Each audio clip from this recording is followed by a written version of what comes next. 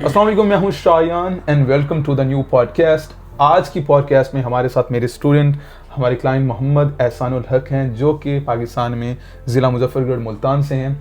ये यहाँ पर मास्टर्स के लिए यहाँ पर आए हैं, तो यहाँ पर आज इनसे पॉडकास्ट में इनसे पूछते हैं कि इनका हमारे साथ क्या एक्सपीरियंस था, इनका वीज़ा इंटरव्यू का क्या एक्सपीरियंस था, क्योंकि ये मास्टर्स इन डेटा साइंस के लिए यहाँ पर अमेरिका में आए हैं और पूरे प्रोसेस में कितना टाइम लगा और एक्सपेंसेस अमेरिका में आने से पहले कितने हो गए थे, और थोड़ा बहुत ये इन चीज़ों पे इनसे बात करते हैं। Okay Ehsan, first of all welcome to United States और आपको पॉडकास्ट में भी खुश आमदीद।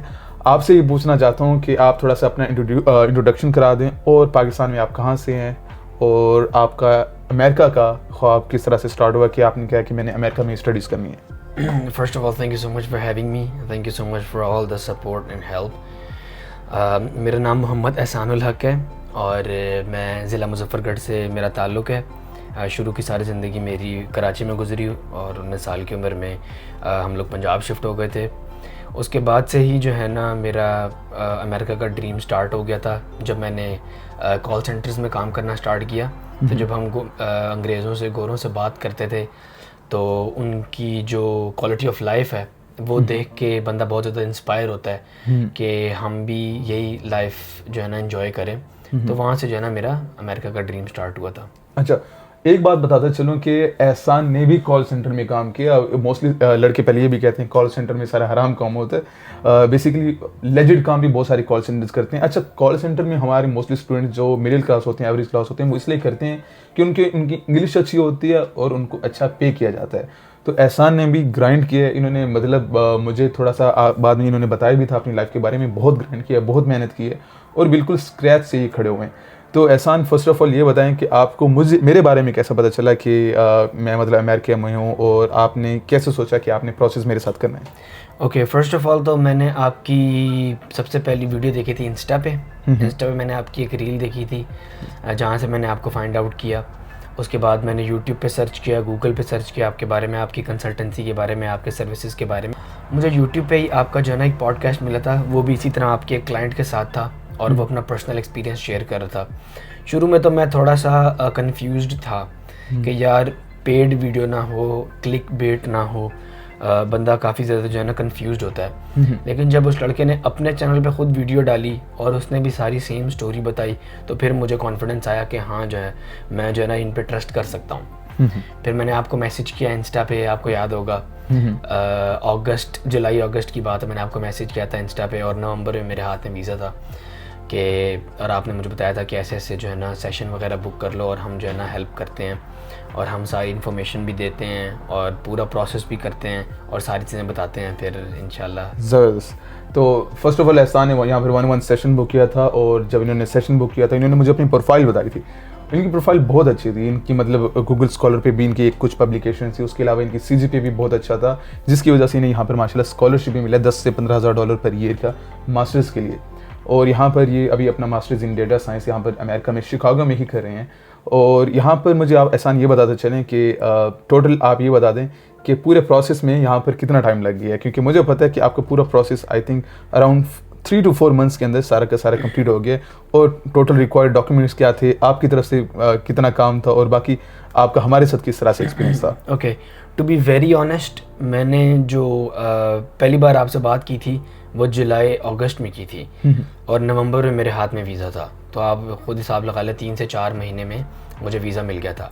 Required documents, I was very shocked क्योंकि मैं बाकी मुल्कों के लिए भी पहले अप्लाई ट्राई कर चुका था, क्योंकि मुझे बस पाकिस्तान से निकलना था। अमेरिका मेरा ऐसा ड्रीम था, पहले तो मुझे लगता था कि अमेरिका के बहुत अमीर लोगों के बच्चे अमेरिका जाते हैं, हम तो अफोर्ड ही नहीं कर सकते या हम तो जा ही नहीं सकते, लेकिन ख्वाब मेरा ज़रूर था।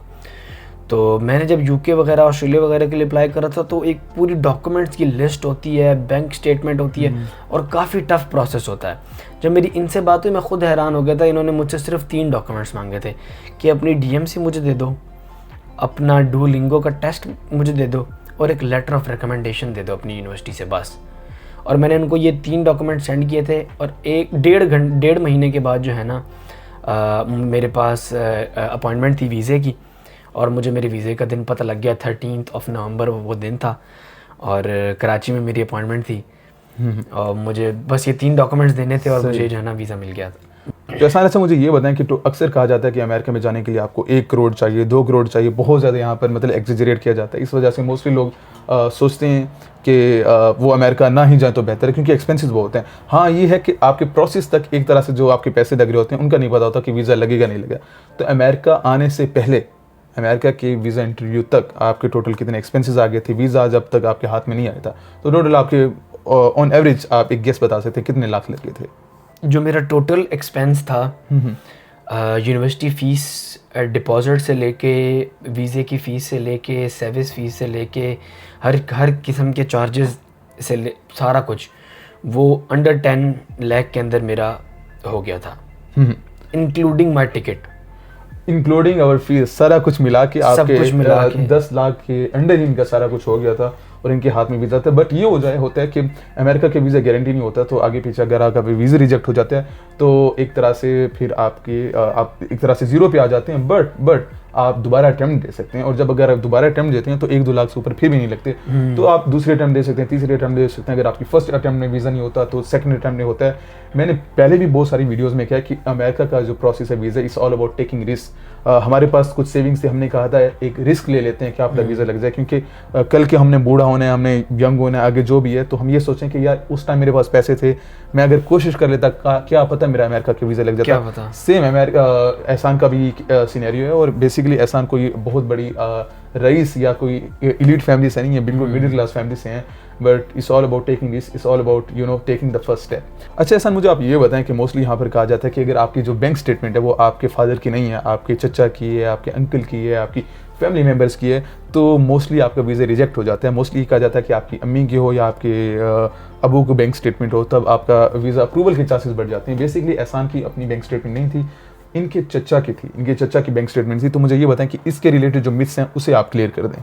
ये बहुत बड़ी मिथ है कि आपके फादर की बैंक स्टेटमेंट होनी चाहिए, आपके फादर आपको सपोर्ट करें, तो आपके फादर शो कराएं कि उनके पास इतना 1 करोड़ 2 करोड़ लिक्विड कैश पड़ा है बैंक में, तभी जो है ना आपका वीज़ा लगता है। It is all a myth. The fact is कि किसी की भी बैंक स्टेटमेंट होनी चाहिए, आपको उसको प्रूव करना आना चाहिए, और आपके पास जस्टिफिकेशन हो कि वो बंदा आपको क्यों और कब तक सपोर्ट करेगा। बेसिकली हमने ये शो करना होता है कि वो जो भी आपका स्पॉन्सर है वो आपको क्यों स्पॉन्सर कर रहा है, और एक रीज़न आपने बतानी चाहिए। रीज़न आपकी कोई भी हो सकती है, आप कुछ भी वीज़ा ऑफिसर को बता सकते हैं।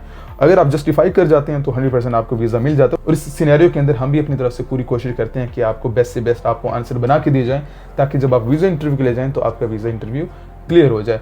उसके बाद एहसान आते हैं आपके वीज़ा इंटरव्यू की तरफ कि आपका जो वीज़ा इंटरव्यू था, एक तो वो उस टाइम था जब सोशल मीडिया के URLs अपलोड करने होते थे, तो उस वक्त थी भी ट्रम्प की एडमिनिस्ट्रेशन और वीज़ा अप्रूवल बहुत कम थे। एहसान का उसी टाइम ही वीज़ा अप्रूव हुआ। तो मुझे थोड़ा सा आप अपना वीज़ा इंटरव्यू की एक्सपीरियंस बताएं। ओके, फर्स्ट ऑफ ऑल तो बैंक स्टेटमेंट वाली बात को मैं थोड़ा सा कंटिन्यू करना चाहूँगा कि बैंक स्टेटमेंट मेरे ताया जान की थी, तो उस बैंक स्टेटमेंट को इन्होंने मुझे बताया था। मुझे बहुत अच्छी तरह से याद है कि मेरा जब वीज़ा का इंटरव्यू की डेट आई थी, तो उसके बाद इनसे के साथ मेरा एक बहुत डिटेल्ड सेशन हुआ था, जिसमें इन्होंने मुझे बहुत ज़्यादा टिप्स दी थी कि आपने इस तरह से मेंटली ख़ुद को प्रिपेयर करना है, ताकि वो आपसे किसी भी तरह का क्वेश्चन पूछे तो आप जस्टिफाई कर सको कि हाँ, मैं अपने ताया जान की स्टेटमेंट क्यों यूज़ कर रहा हूँ, या ताया जान मुझे क्यों स्पॉन्सर कर रहे हैं।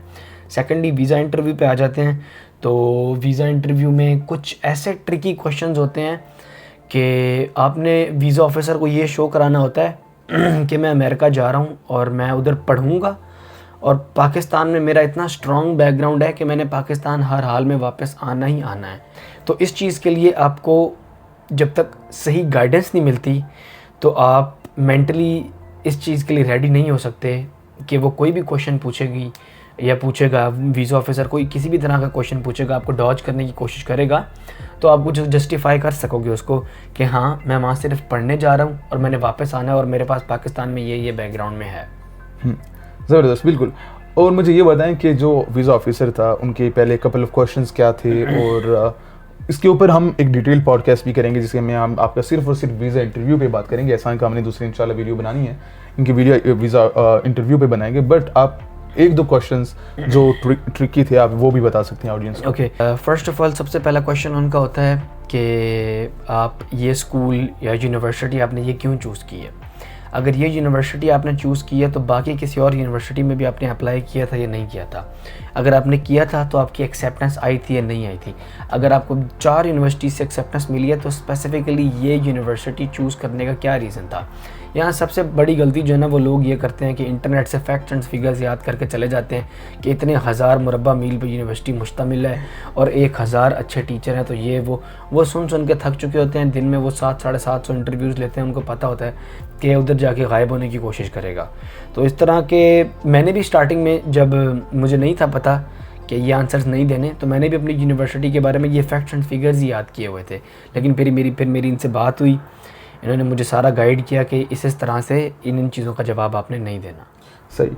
और मेन चीज़ वीज़ा इंटरव्यू में यही है कि आपने स्ट्रॉन्ग होम टाइज शो करनी है, जो कि मैं बहुत बार आपको बता चुका हूँ कि आपने हर सूरत पाकिस्तान या इंडिया में आप जहाँ से भी हैं आपने वापस अपनी कंट्री में आएंगे। और एहसान ने जिस तरह से आंसर्स दिए थे, बिल्कुल उन्होंने इस तरह से आंसर दिए थे कि एक वीज़ा ऑफिसर वो कन्विंस हो गया था कि हाँ वो आराम से पढ़ेगा। एक प्रोफाइल भी बहुत स्ट्रॉन्ग थी, इसके अलावा कि एहसान वापस अपनी कंट्री में आएगा। डिटेल में हम वीज़ा इंटरव्यू पे भी बात करेंगे। इसके अलावा एहसान आप ये बताएं कि आपका हमारे साथ क्या एक्सपीरियंस था, टोटल प्रोसेस में कम्युनिकेशन किस तरह से थी, क्योंकि आप 1-on-1 जो हमारे स्टूडेंट होते हैं वो भी हमारे साथ कनेक्टेड होते हैं। और आप ये भी बताएं कि आपको अब अमेरिका तो आप आ गए हैं, तो अमेरिका के आपको क्या एक्सपीरियंस है, यहाँ पर लाइफ किस तरह से चेंज हो जाती है, ये भी बताएं। आप लोगों के साथ एक्सपीरियंस बहुत अच्छा था तभी जाहिर सी बात है आज इधर बैठा हूँ और बहुत स्मूथ एक्सपीरियंस था। फ़र्स्ट ऑफ़ ऑल जो चीज़ सुन के मुझे बहुत ज़्यादा खुशी हुई थी कि आपके एक्सपेंसेस अमेरिका आने में इतने ज़्यादा नहीं लगते जितने आपने सोचे होते हैं, बिल्कुल जितने आपने सुने होते हैं आवाम से या सोशल मीडिया पे जो कुछ आपने सुना होता है, दैट्स नॉट ट्रू। और सेकंड बात कि ज़्यादा डॉक्यूमेंट्स नहीं रिक्वायर्ड होते, इसमें आपको बस एक बैंक स्टेटमेंट चाहिए होती है और DMC, डुओलिंगो और लेटर ऑफ रिकमेंडेशन। और बैंक स्टेटमेंट का भी इतना बड़ा कोई इशू नहीं बनता, अगर आपके फादर की नहीं भी है तो हो जाता है और उसका जीता जाता सबूत मैं आपके सामने बैठा हूँ। एंड सेकेंडली जो डॉक्यूमेंट्स टोटली मुझे रिक्वायर्ड थे वो 3 ही थे। एक मेरी DMC जिसको ट्रांसक्रिप्ट भी कहते हैं या मार्कशीट भी कहते हैं मेरी बैचलर्स की, और दूसरा मेरा डुओलिंगो था, और तीसरा लेटर ऑफ रिकमेंडेशन था जो कि मैंने अपने टीचर से लिखवाया था। इसके अलावा जैसे मैंने आपसे दूसरा क्वेश्चन किया था कि अमेरिका आके अब आपको किस तरह से लग रहा है, यहाँ पर आपको लाइफ किस तरह से चेंज महसूस हो रही है, और आप मुझे अपना फर्स्ट 1 मंथ का एक्सपीरियंस दें, क्योंकि एहसान को इस वक्त आए हुए 20 दिन हो गए हैं जी। तो आप मुझे बताएं कि आपका इस तरह से यहाँ पर एक्सपीरियंस कैसा है। फ़र्स्ट ऑफ़ ऑल तो हवा बहुत साफ़ है इधर की, इन्वायरमेंट बहुत अच्छा है। जिस दिन सनी वेदर होता है उस दिन बहुत प्यारा आसमान नज़र आता है। इधर का इन्वायरमेंट बहुत ही क्लीन है, नीट एंड क्लीन है। सेकेंडली जो बात मुझे बहुत अच्छी लगती है, यहाँ की ट्रैफिक हद से ज़्यादा ऑर्गेनाइज्ड है, सब रूल्स फॉलो करते हैं। और यहाँ पे अगर आप कहीं अकोमोडेशन भी करते हो, हर बंदा इधर जो है ना रूल्स बहुत ज़्यादा फॉलो करता है और एक ऑर्गेनाइज्ड वे में रहता है, जो कि बात मुझे बहुत अच्छी लगी है।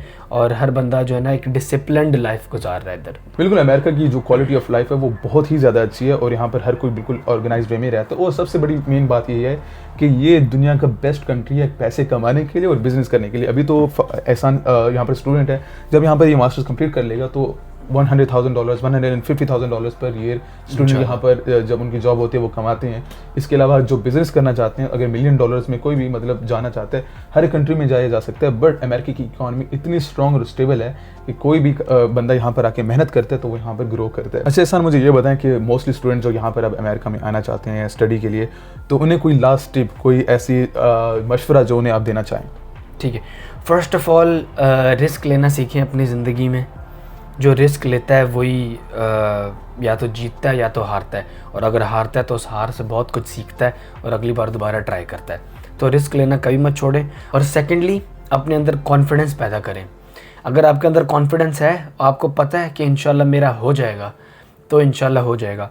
मेरे जिस दिन वीज़ा इंटरव्यू था ना, उससे 1 रात पहले मुझे ख़ुद पे इतना कॉन्फिडेंस था कि मैं ख़ुद को ये कह रहा था कि टेंशन नहीं लेनी, सुबह मैं बस पासपोर्ट जमा कराने जा रहा हूँ, मेरा वीज़ा लग जाएगा, मेरा वीज़ा लग जाएगा इंशाल्लाह। मैं ख़ुद को बार बार ये रिमाइंड करा रहा था और इंशाल्लाह अल्हम्दुलिल्लाह हुआ भी ऐसा है कि बिल्कुल, इट्स ऑल अबाउट मैनिफेस्टेशन। और सेकेंडली कॉन्फिडेंस इज़ अ की। अमेरिका का जो भी आप वीज़ा इंटरव्यू देने जाते हैं तो आपका कॉन्फिडेंस बहुत अच्छा होना चाहिए और इंग्लिश भी अच्छी होनी चाहिए, क्योंकि मोस्टली जो हम लोग यहाँ पर हमने पहले ही अमेरिका में काम किया हुआ था, हमारी इंग्लिश बहुत ज़्यादा फ्लुएंट होती है। अगर किसी की नहीं है इंग्लिश फ्लुएंट तो दैट डजंट मीन कि उसका वीज़ा रिजेक्ट हो जाएगा, बट अगर एज़ फार एज़ आपका कॉन्फिडेंस बहुत अच्छा है तो आपके चांसेस बढ़ जाते हैं। बाकी it's all about taking risk. आपने रिस्क लिया है तो आप यहाँ पर अमेरिका में अगर आप कहते कि भाई रिस्क नहीं लेते तो आज भी आप वहीं पर इस्लामिक यूनिवर्सिटी बहावलपुर में भी मास्टर्स कर रहे होते। तो it's all about taking risk. Secondly, अंधा रिस्क ना लें, जो आप उसे कहते हैं कैलकुलेटेड रिस्क। आप बिल्कुल कैलकुलेटेड रिस्क लें। अब फॉर एग्जांपल अगर आपकी मतलब बिल्कुल ही आपकी फाइनेंशियल जो कंडीशन है वो जीरो है, तो इसका ये मतलब नहीं है कि घर के आप जेवरात बेच के आप कहीं नहीं मैं एक ट्राई ले लेता हूँ। नहीं, आपके पास कुछ अपनी सेविंग्स होनी चाहिए, या आप वो इतने पैसे जो आपके लग रहे हैं तो आपको पता हो कि अगर लूज हो जाए तो मसला नहीं है, तो जिसे हम कहते हैं कैलकुलेटेड रिस्क। क्योंकि हम ये कभी भी प्रोवोक नहीं करते कि आप अपना सब कुछ बेचें और अमेरिका आ जाएं। At the end of the day अगर आप वो रिस्क लेना चाहते हैं तो आप ले सकते हैं। तो यहाँ पर हम पॉडकास्ट को रैप अप करते हैं। इंशाल्लाह एहसान से अगली भी पॉडकास्ट हमारी होगी जिसमें इंशाल्लाह डिटेल में हम वीज़ा इंटरव्यू पे बात करेंगे और कुछ और भी टिप्स हम एहसान से इंशाल्लाह लेंगे। इंशाल्लाह मिलते हैं अगली वीडियो में। अगर आपने चैनल सब्सक्राइब नहीं किया, आप चैनल सब्सक्राइब कर सकते हैं, और अगर आप भी प्रोसेस में हमारी हेल्प चाहते हैं तो हमारा जो कंसल्टेंसी पेज है उस पर मैसेज करेंगे, ग्लोबल ईडीयू पाथ। इंशाल्लाह they will let you know about everything. और इंशाल्लाह मिलते हैं अगली वीडियो में, तब तक के लिए अल्लाह हाफिज़।